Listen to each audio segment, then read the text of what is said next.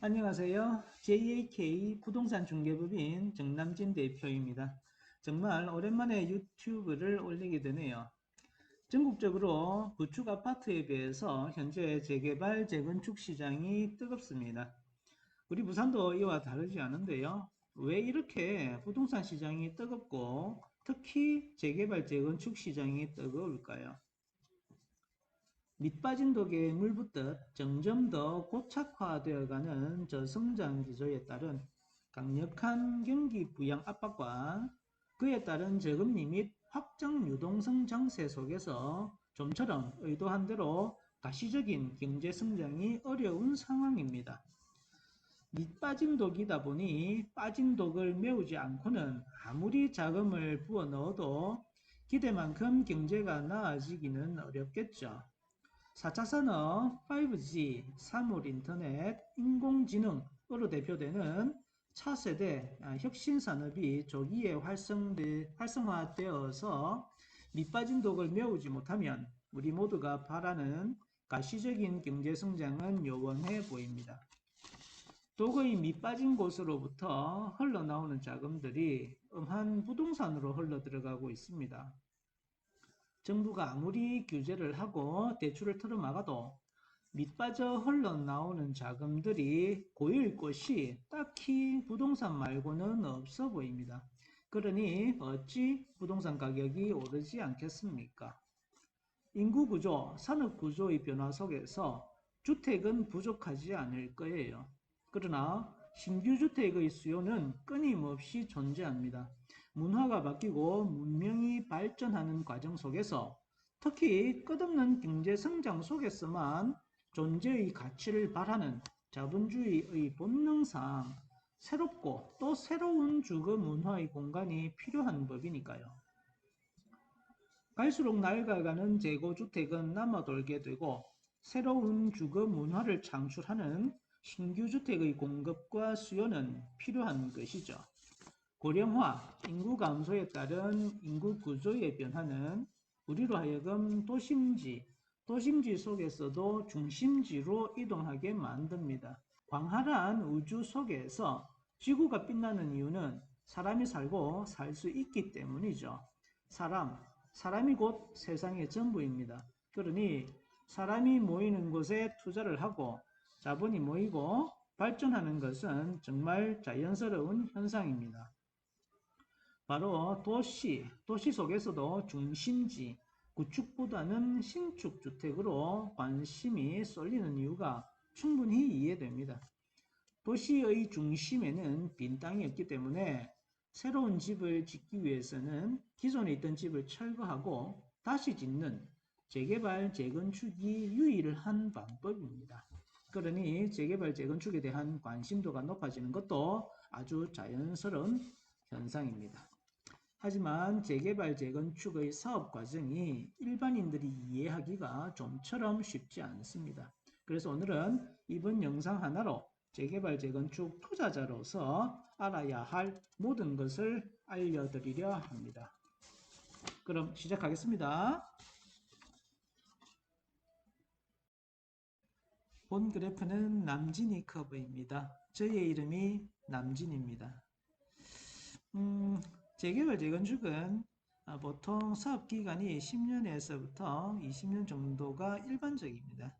구역 지정에서 출발을 해서 조합 설립, 시공사 선정, 사업 시행인가, 감정평가 결과 통보를 받고 조합원 분양 신청을 거쳐서 관리처분 계획을 인가고시 받고 이주 철거, 일반 분양 모집 공고를 거쳐서 준공에 이르게 되죠.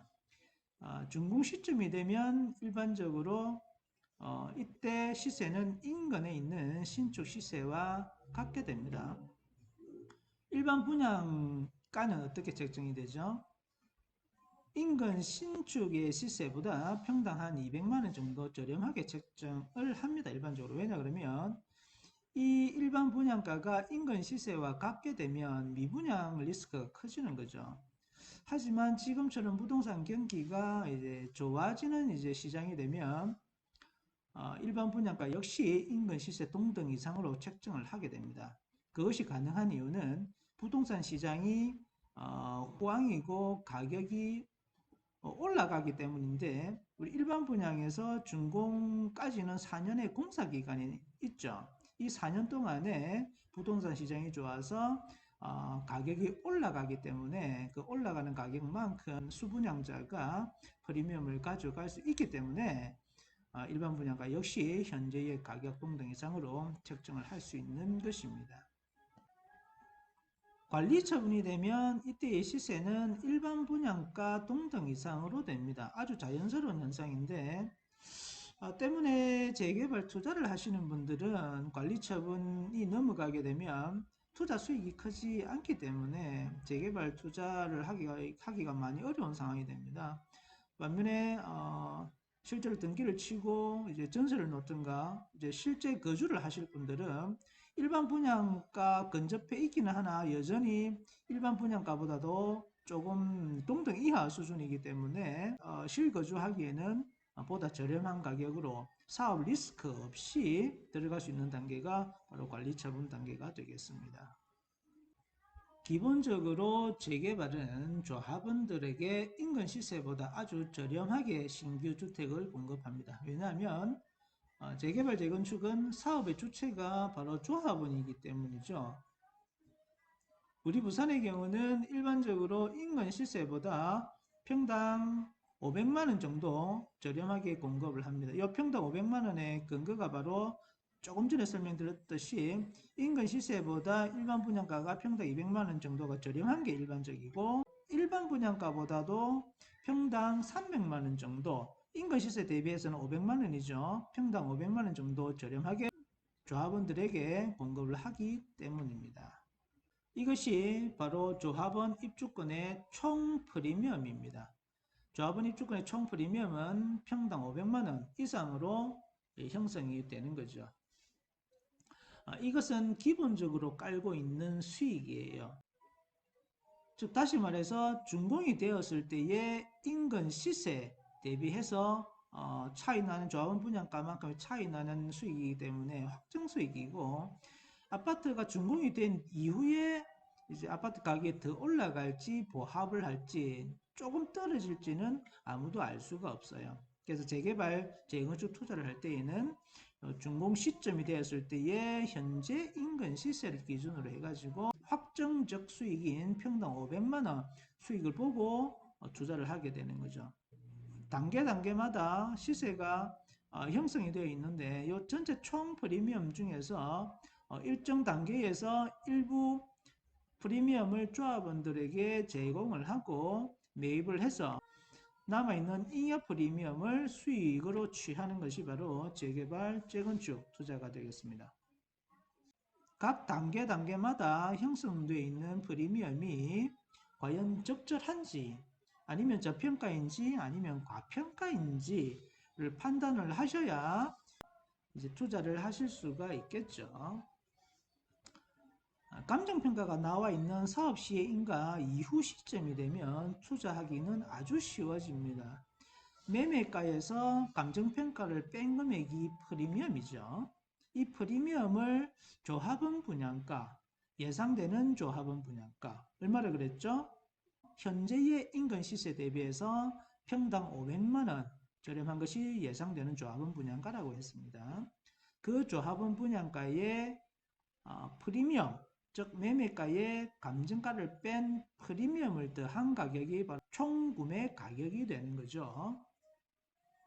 이 총구매 가격이 현재의 인근 시세보다 저렴하거나 같다면 이것은 저평가 또는 적정한 시세다 이렇게 볼 수 있습니다.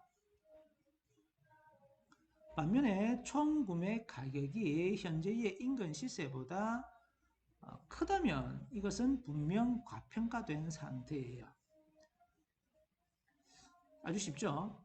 근데 만약에 감정평가가 나와 있지 않는 단계, 즉 사업 시행 인가 전 단계인 경우에는 어떻게 할까요? 예상되는 감정가, 예상되는 프리미엄을 반드시 확인을 하셔야 됩니다.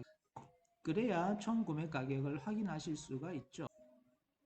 그럼 예상 감정가를 어떻게 확인하느냐? 어렵지 않습니다. 저희 실무에서는 토지 같은 경우는 공시지가의 1.3배, 건물 같은 경우는 연면적 평수의 130만 원, 공동주택의 경우에는 공동주택 가격의 1.3배를 한 값이 바로 예상 감정가가 됩니다. 그럼 매매가에서 예상 감정가를 빼면 예상 프리미엄이 되죠. 그럼 조합원 분양가의 예상 프리미엄을 더한 것이 총 구매 가격이 됩니다. 마찬가지로 이 총 구매 가격이 인근 시세보다 저렴하거나 같다면 저평가 또는 적정한 시세다라고 보여지고, 총 구매 단가가 현재 인근 시세보다 크다면 과평가된 상태인 거죠. 저평가 또는 시세가 적정하다 그러면 이제 추가 프리미엄은 상승을 하게 될 거예요. 하지만 과평가된 상태라 그러면 프리미엄은 보합을 하게 될 겁니다. 보시는 그래프의 기울기가 기간 대비 수익률의 크기입니다. 즉 다시 말해서 기울기가 커진다면 기간 대비 수익률이 커질 것이고, 기울기가 낮아진다면 기간 대비 수익률이 낮아지겠죠. 그래서 재개발, 재건축은 얼마만큼의 사업 진행이 빠른가가 관건입니다. 사업의 진행 속도가 빠르면 그만큼 그래프의 기울기가 커져서 기간 대비 수익률은 커질 것이고, 사업 진행이 루즈하게 흘러서 그래프 기울기가 완만해지면 그만큼 기간 대비 수익률은 떨어지는 거죠. 이런 사업 진행의 속도는 사업성과 직접적인 연관이 있고, 사업성이 좋은 재개발 구역은 일반 분양률이 높거나 조합은 세대당 대지 지분이 작거나 비대위의 활동이 적거나 조합의 비리가 없거나 정부 정책이 재개발 사업에 협조적일 때 사업성은 높아지고 사업의 기간은 단축될 수가 있어서 기간 대비 수익률은 높아지게 됩니다.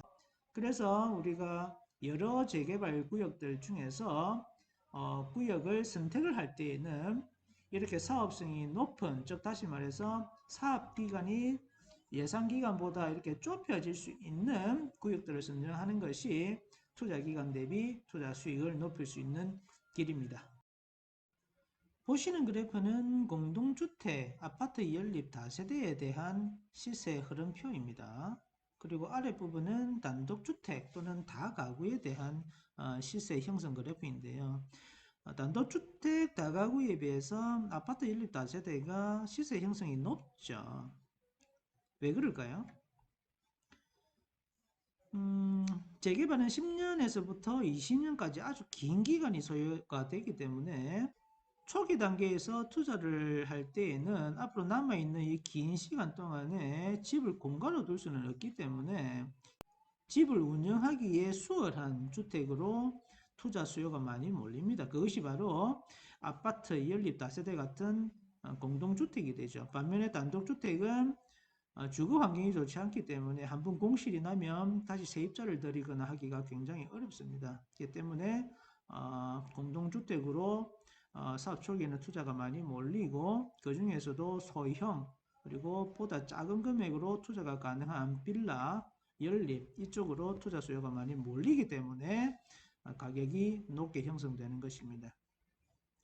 그만큼 이제 사업 시 인가가 다가오고 감정평가가 이루어지고 나면 매매가 대비해서 감정평가액 차액이 바로 프리미엄이기 때문에 매매가가 높은 이제 공동주택 같은 경우에는 프리미엄이 많이 형성되어 있고, 반면에 단독주택은 작게 형성이 되어 있습니다. 그래서 감정평가가 이루어지는 시점이 되면 실제로 이제 단독주택이 시세 상승이 좀 빠르고 공동주택은 시세 상승이 조금 더디게 형성이 되면서 이제 감정평가가 나오는 딱 시점이 되면 이제 프리미엄은 얼추 동등한 수준으로 맞닿게 됩니다. 이 부분은 감정평가 이후에 시장에 나와 있는 매물들이 프리미엄 기준으로 해서 줄서기를 하는 단계입니다. 앞전까지만 해도 감정가가 없기 때문에 프리미엄이 높다 낮다에 대한 확정적 근거가 없는 거죠. 하지만 감정평가가 나와버리면 프리미엄은 명확해집니다. 따라서 그동안에 시장에 나와 있던 매매가가 높았던, 즉 다시 말해서 P가 다른 물건들보다 높았던 물건들은 매매 순서가 뒤처지기 때문에 상대적으로 아래로 이렇게 떨어지게 되고, 만약에 부동산 경기가 좋은 후반기 시절에는 요 낮아 있던 시세들이 위쪽으로 이렇게 달라붙게 됩니다. 그래서 상향 줄서기가 되고, 부동산 경기가 안 좋을 때에는 프리미엄이 높게 형성되어 있던 물건들이 프리미엄이 낮은 쪽으로 이렇게 흡수를 하게 돼요. 그렇다 보니까 이 하향 줄서기를 하게 됩니다.